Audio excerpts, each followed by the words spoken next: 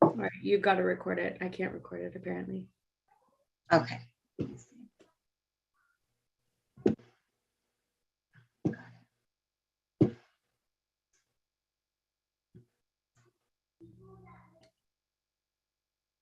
Got it. All right. Thank you, everyone. You can admit more people in the waiting room, Denise, if there are people. Oh, I just gave the waiting room. All right. Hi, everyone. My name is Denise. I am part of San Joaquin County Liberty Coalition, and I'm in Stockton, California, obviously. And so we're going to go through who we all are so we get started with the meeting.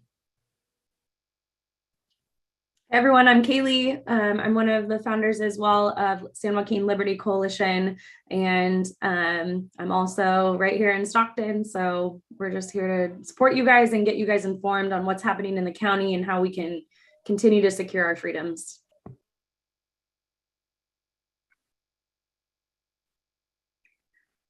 Who else is on of our coalition? There you go. I'm on.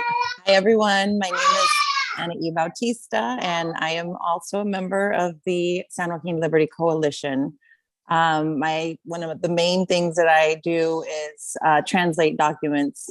So anything you see in Spanish is pretty much procreated by me. And Kaylee, I just piggyback onto what Kaylee and Denise put out and blast it from there. Hello, my name is Jennifer McGill, and I'm a citizen in Stockton, and I'm also a member of the coalition. Love it. And yes, and Anai, we are so grateful that she's here. If you are wanting, and we're going to go through the committees that we are trying to get started, but we are desperate need of many different backgrounds to join the coalition. And so we're looking for a multicultural committee to be able to come in with her, so that way we can start reaching out to other communities as well. So we are going to discuss, oh wait, is Caitlin on here? And Araceli, you guys want to say hi? I'm Araceli. I'm a member of the San Joaquin County Coalition. I live in Acampo, but I have children in both Stockton and Lodi. Hi, you guys. I am on here. Sorry, you're going to hear my kiddos in the background. We're having dinner. But I'm Caitlin Galvin. I am also part of the San Joaquin County Liberty Coalition, previously Stockton Unified employee, and now I'm just here hoping to help make a difference for our kids and get our community out of this. Thank you. So we're going to go through tomorrow's meeting. So tomorrow, the Board of Supervisors here in San Joaquin County will be having a meeting discussing COVID, and we have their agenda up. Kaylee, is there any way that you can do? I can do a screen share with you, and you can get the agenda up. Yeah, you just need to give me permission, and then go ahead now. And so we're going to do a little bit of Q&A. If you have any questions on how the Board of Supervisors operates, but this is their agenda for tomorrow. If in the beginning, once you get there, what you do is you get there's a white card that gets filled out. It's on the back wall where you first enter the Board of Supervisors chambers. You fill that out. You can just fill out general comment and your information. You don't have to put all your information if you're not comfortable with that. You can just put your name and general comment, so that way you get called in the beginning. But you can also speak on other parts of the agenda as well. You just have to turn in another card. Once you complete that, you give it to, what's her title? Anybody know, Haley?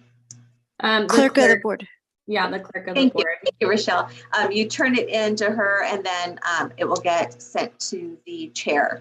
And from the chair, he will call out your name, and you go up to the podium to speak. So Kaylee's going to go over the agenda for tomorrow, and then we'll discuss it.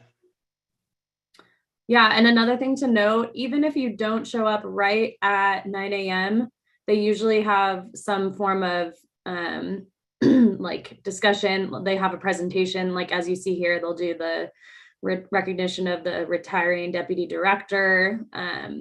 So that usually takes a few minutes. They'll take pictures, etc. But then public comment, which is nice because tomorrow there's only one recognition happening. Sometimes they have several and it takes a while, but public comment should be probably about 15 minutes after 9 a.m. So as long as public comment is happening, you can still go up and submit your card. So there's nothing that prevents you from submitting it past 9 a.m. And that also goes for emailing public comment as well. But I want to go over a few quick things here and really want to focus in on the verbiage that they're using for this. So you'll notice item number 1, after the appointment to boards and commissions, they're talking about the COVID-19 update. They do this once every other meeting. They try to do it once a month because technically they're supposed to reassess it every 30 days. Reassessment to our Board of Supervisors means they listen to Dr. Maggie Park discuss it. That's what they do in terms of reassessment. So there's not a lot of moving forward, even though she's presenting that cases have significantly gone down for the last 8 months, et cetera, they just keep continuing the local state of emergency. So that brings us to item number 2, which will say suspend any countywide mask mandate by any San Joaquin County office, board, organization, or agent to the extent such action is compliant with state authority. And so I'm going to stop there. That has to do with the mask mandate. Obviously, there was a press conference that happened with Gavin Newsom today. He ended the mask mandate for even unvaccinated individuals indoors starting tomorrow, other than schools. So this is just basically reiterating what we already know to be true, is in this first part. And then the second part of this is they are discussing the termination of the county's proclamation of local health emergency related to COVID-19 without affecting the declaration of the local health emergency. So if you notice that wording, they're just discussing it. They're not going to end it, which is why we need to be there to continue to support ending the public health emergency, the local health emergency, because as you guys know, it is very much reliant on local health perpetuating these issues. Yes, it comes down from the board and they can point to them all that they want, but really the way that our governmental system is set up is that there really is a lot of local control. There are certain things that are passed, such as laws and bills that we do have to follow, but nothing is a law or a bill. They are simply mandates. We are not obligated to follow them at the local level. Our local entities have chosen to follow them because they get COVID money to play that game. So we need to continue to call that out. And then as you see the rest of the board, they're going to keep talking about a few different things. One thing that I want to point out is this air thing has come up several times. They're using COVID money to fund the airport expansion project. This has nothing to do with COVID. Almost $700,000 is going towards that air project. So that's another thing that you guys need to be aware of is this is what they're participating in accepting COVID funds. They are putting out money towards expanding the airport, which is great for our community and everything, but that just means that they're misappropriating funds and committing fraud because that is not being used for COVID relief for small businesses. That is not being done in terms of like PPE, et cetera. They're using other funding for that. So you guys all need to be aware of that. And then, I could go on and on, but we don't need to be really concerned about the rest of the agenda. It just really has to do with the beginning and the local state of emergency. So I'll pass it back to Denise. Thank you, Madam. So while we are there, we really need to give the representatives who are trying to come out on a safe place the support to do so. Right now, the people who do not quite have who haven't positioned themselves on the side of parental choice is Kathy Miller and Chuck Wynn. These are the two people that we really do want to direct our comments to, while also supporting Miguel, Tom Patty, and Rickman. I know that, it takes a lot of different types of strategy when you play politics, and the people who have voted for parental rights really do need the support of the community to say, look, you're coming out on a safe place here where we will support any politician, any elected representative who's doing the right thing and supporting parental choice. And right now that is the, Miguel, Rickman, and Patty. These three have really stood. And even though it's been shaky ground sometimes, right? They're not forgiven. We're not just gonna let them get away with whatever they want to do, but we do have to support the representatives who are trying to help us hold the line here.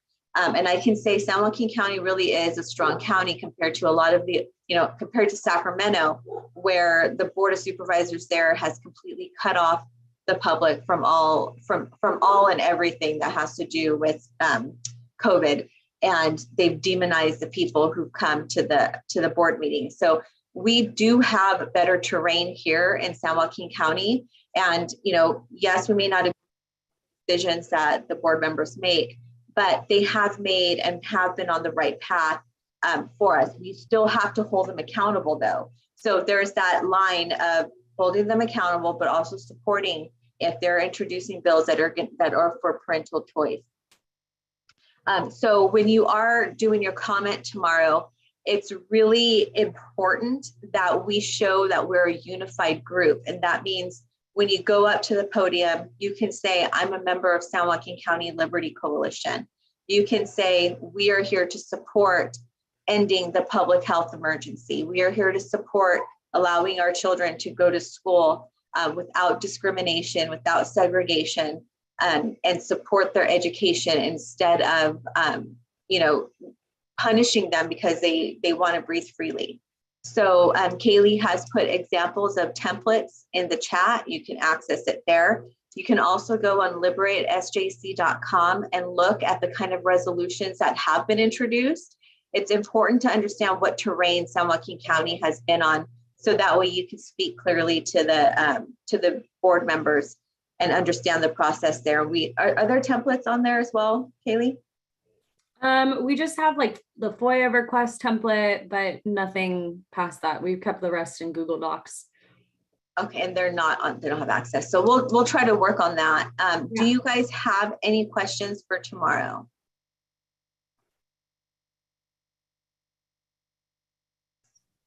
I also want to make a quick note to Denise about public comment for emails. So if you are not able to attend, which again, our first choice is for everyone to come in person, because bodies, like butts in the seats, really make a difference for these people, especially Miguel Villapudua,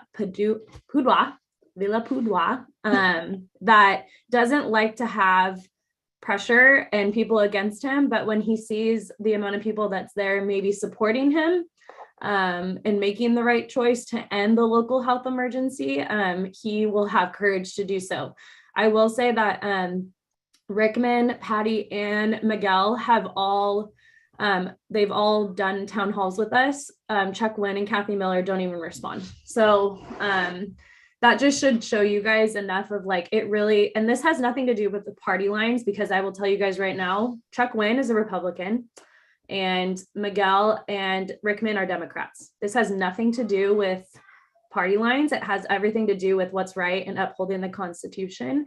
And I know what Rickman believes. He supports us. He likes the coalition. He likes what we're doing. He just needs us to keep showing up consistently, because Kathy Miller will get her people to basically counter what we're doing. And it ultimately comes down to who's louder, which seems crazy. And so tomorrow, do you want to go through tomorrow morning's call to action? Oh yeah, that's the other thing. So those of you who are on Telegram, I have a friend whose daughter's a kindergartner and a first grader, little precious girls. They go to Vincent Shalvey Academy. It's an Aspire school. It's right off 99. They share a parking lot with Harvest Bible Church, if you guys know where that is in Murata. They have been denied in-person learning several times. And when I say in-person learning, I mean they're segregated to the cafeteria for not wearing a mask.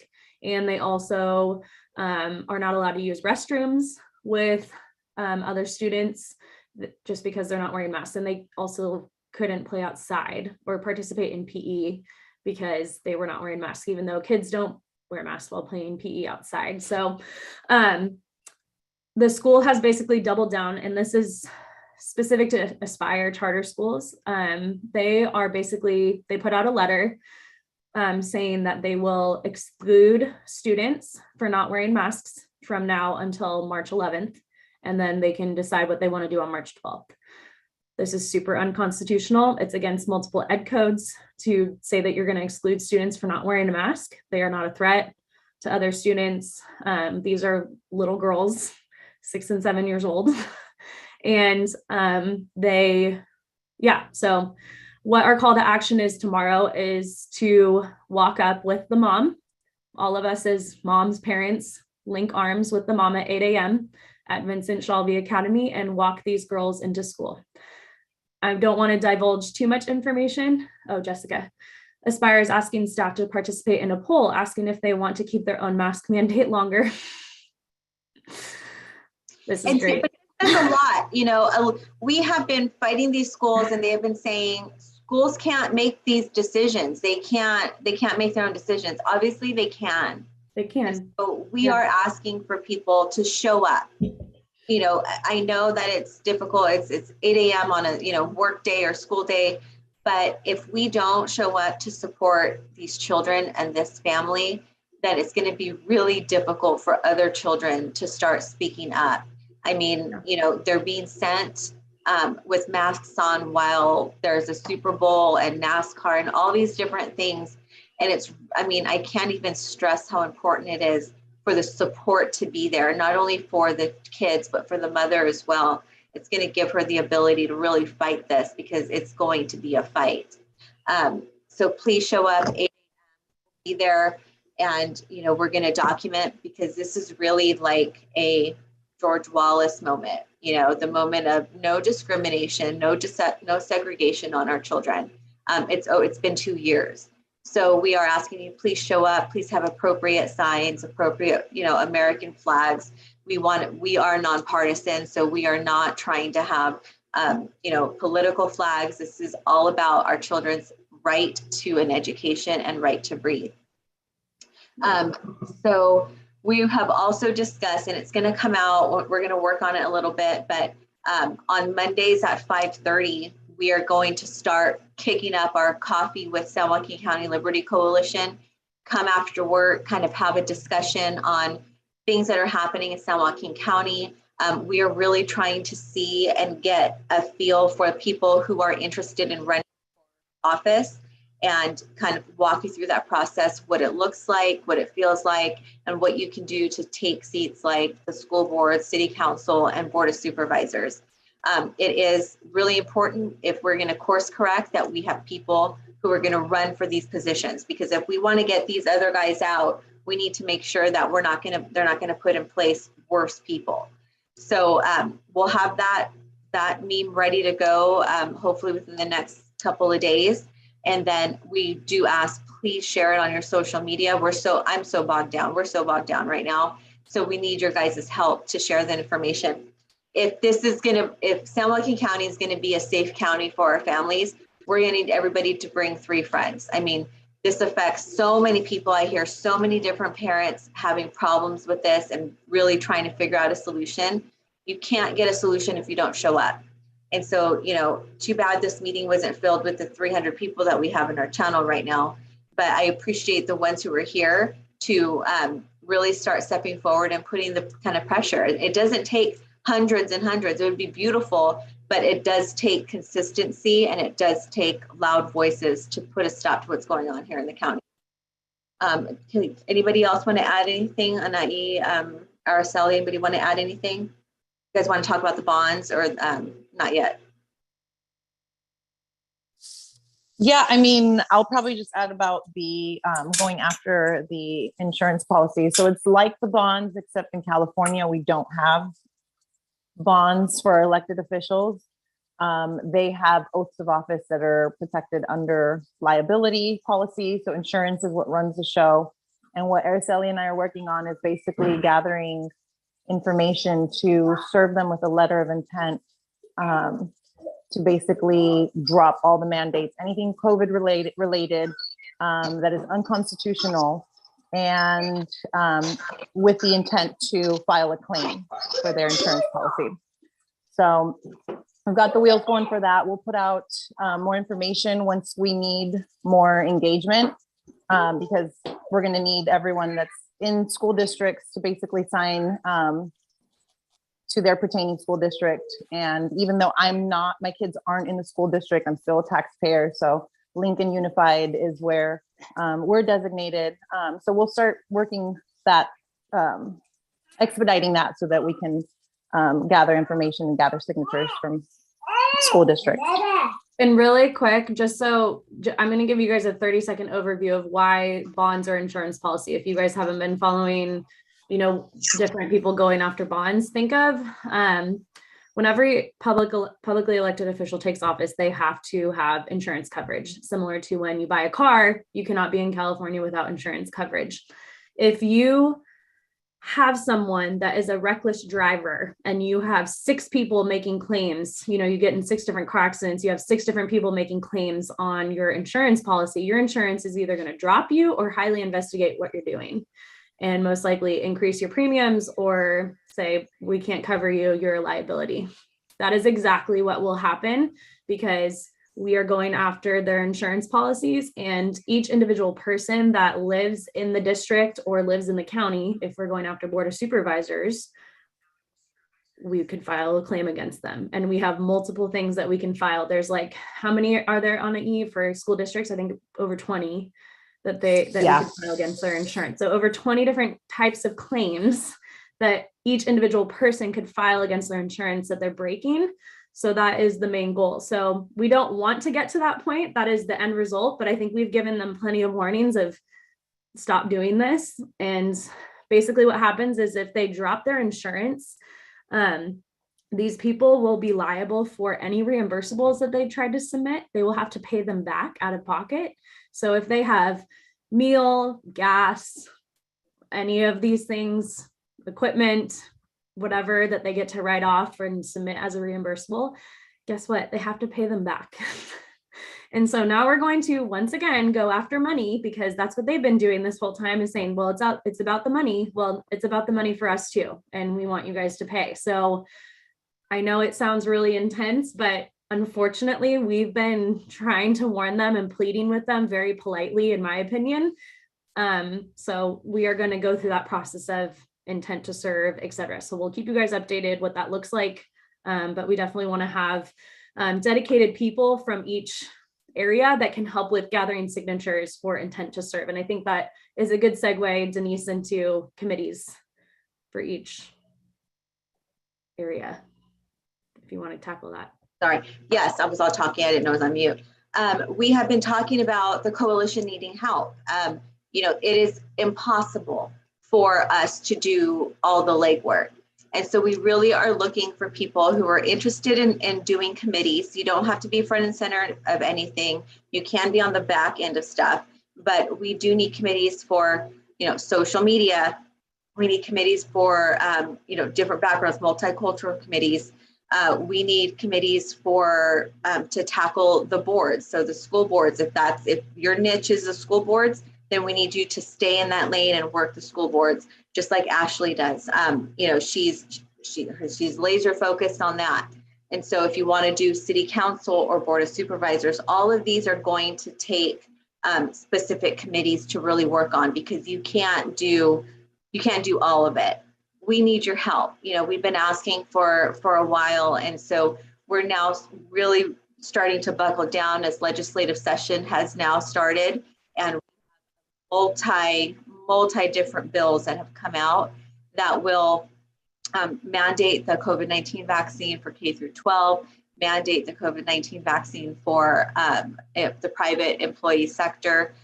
It will mandate testing, tracing, tracking, and quarantining, and helping the government do this for all schools. And the vaccine passport, to where you'll have to show your QR code to shop in private businesses. And again, this has nothing to do with Republican or Democrat. Both parties are introducing these bills. Okay? Both parties Republicans have introduced the vaccine passport. Democrats have introduced the mandates for employees and children. So it is nonpartisan at this point. So we don't care what you identify with. We are looking for people who are dedicated to protecting parental rights and our right to work and move freely in the state to support our California United States Constitution. That's all we care about. So if you are interested in these committees, you can reach out to us on our website. It is liberatesjc.com. And you can, we have all of the things that we've been doing there. But if you are interested, please reach out via email and we will get back to you to create these committees. I think we need help right now. There's a lot of bills on the table. There's a lot of hats to wear. It's going to take a lot more than emails and phone calls. We need to show up. We need to start, course correcting and also building out the new way forward. So if you're a homeschooler, you still have to be involved. Under SB 277, the bill included homeschoolers, and we can start seeing that now. We saw Maryland has already introduced legislation to data collect and data harvest homeschoolers, which is the first step into trying to put extreme laws on homeschoolers that will mandate these policies. So get involved. If you're a homeschooler and you want to get involved, help us create the pods that we need and the solutions for parents that are looking. So all of the things we need, go to our website, send us an email, and then we will have the invitation for the weekly meeting Mondays at 5:30, and you'll get all that information on our Telegram channel. And also, do we have a link to our Telegram channel on our website? We should, but I'll make sure it's the correct link. Okay, awesome. So I think we're going to wrap this up. It was a 30-minute call unless anybody has any questions that we can answer. Otherwise, we will see you tomorrow at 9 a.m. or at 8 a.m. at, what was the name of the school? I'm sorry, I don't have it written down. Vincent Shelby Academy. It's right on the frontage road off in 99 off of, it's in Murata. So perfect. And then from there, we head over to the Board of Supervisors. So it's going to be a very busy day tomorrow. Please invite 2 of your friends to come out and protect San Joaquin County. So if there's any other questions, otherwise we're going to let you guys go. Good? All right. Have a good night, everyone.